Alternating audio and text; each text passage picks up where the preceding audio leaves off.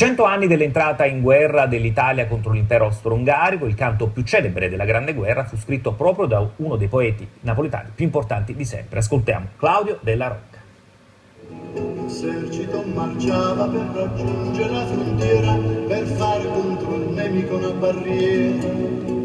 Forse molti napoletani non lo sanno, ma dovrebbero saperlo tutti, che la marcia più famosa dedicata alla Grande Guerra, di cui ricorre il centenario, la leggenda del Piave, fu scritta da un grande poeta napoletano e ammario, al secolo Giovanni Ermete Gaeta, più noto per brani che hanno fatto la storia della canzone napoletana, del calibro di Santa Lucia Lontana, Fontana all'ombra, canzone appassionata per dirne solo alcune.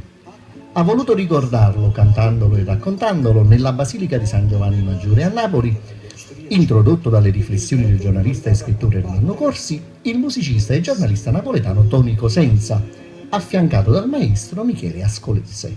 Ma io ho avuto l'onore di conoscere Mario da ragazzino e praticamente ho amato la sua arte, le sue canzoni e i suoi testi, e da ragazzino è venuto fuori questo amore per la canzone. Io da chitarrista classico interpreto il poeta Mario a modo mio.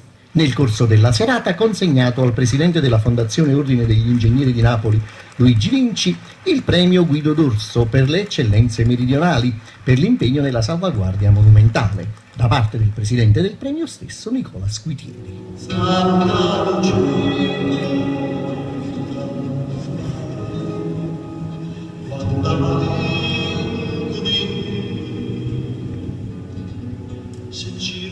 Da Liszt, la musica contemporanea, il pianoforte protagonista